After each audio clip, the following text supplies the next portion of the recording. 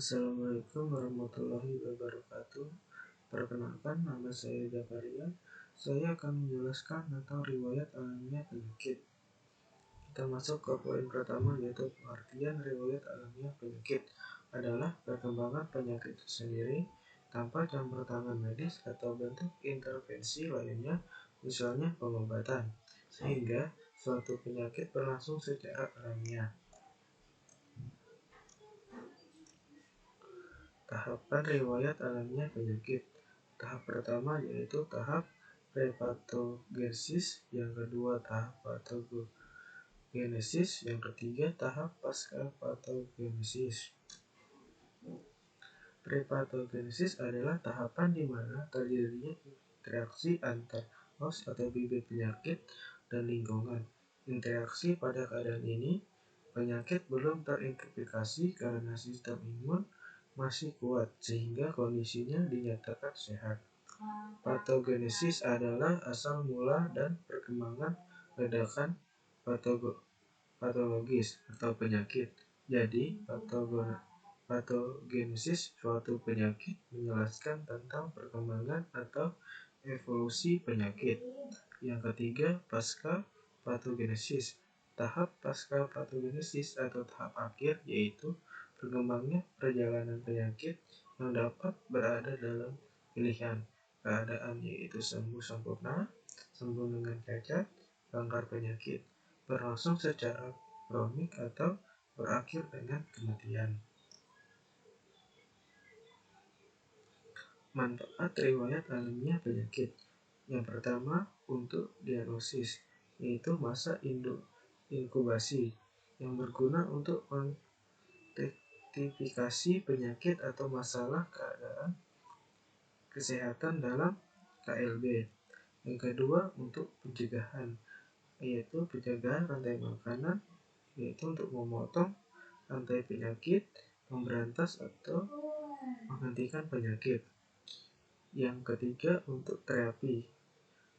Makin awal teknisi diberikan, maka hasil makin baik.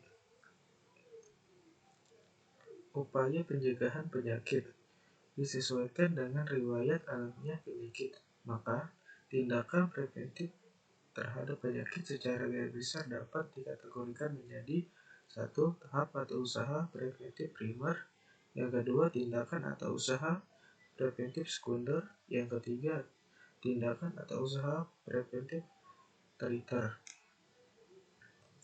Usaha preventif primer adalah tujuan untuk mengadakan intervensi sebelum terjadinya perubahan patologis pada host, misalnya menjauhkan manusia dari kontak dengan agen.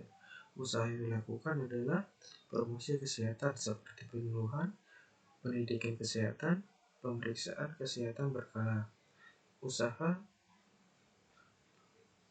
preventif sekunder tujuannya untuk menyembuhkan atau menghentikan proses penyakit, mencegah komplikasi dan gejala sisa serta memperpendek stabilitas.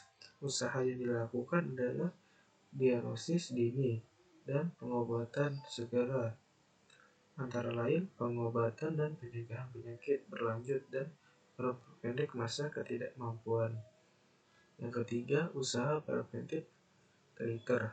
Bila terjadi defek atau kerusakan vaskuler ataupun disabilitas, maka untuk pencegahannya, semakin buruknya kondisi atau menetapnya disabilitas, dilakukan usaha preventif teriter dengan rehabilitas, yaitu terapi kerja di rumah sakit. Yang kedua, menyediakan tempat perlindungan khusus. Pengertian dari penyakit diare. Diare terjadi ketika Anda sering buang air besar lebih dari biasanya. Ini adalah salah satu gejala gastroenteritis dan juga muntah. Gastroenteritis adalah radang yang terjadi pada lambung atau usus karena infeksi bakteri atau virus. Diare terjadi selama 2-4 hari tanpa memerlukan penanganan khusus. Tetapi beberapa kasus diare bisa berakibat fatal.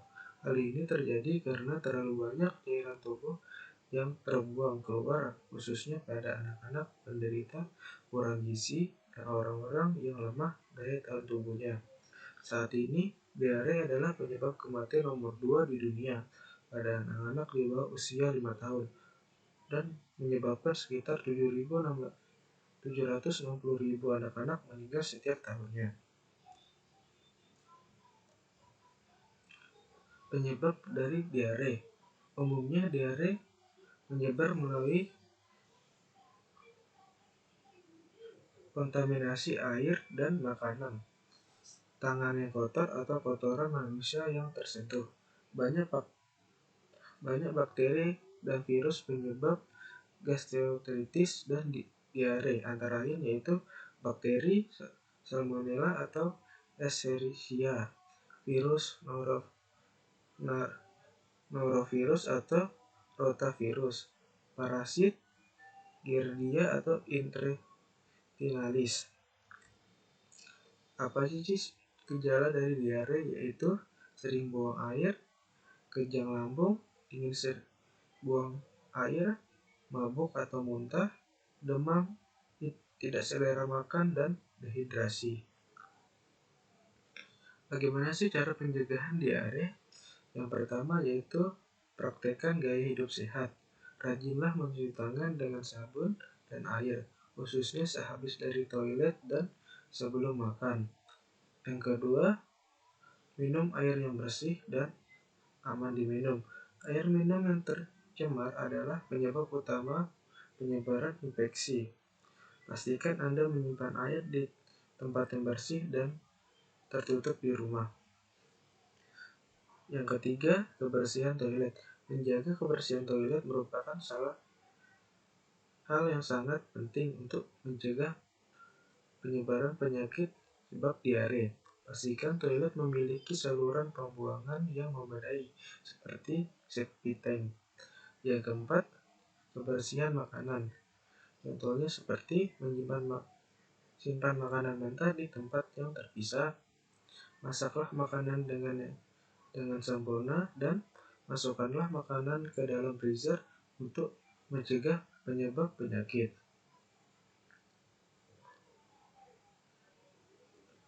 Sekian dari saya. Wassalamualaikum warahmatullahi wabarakatuh.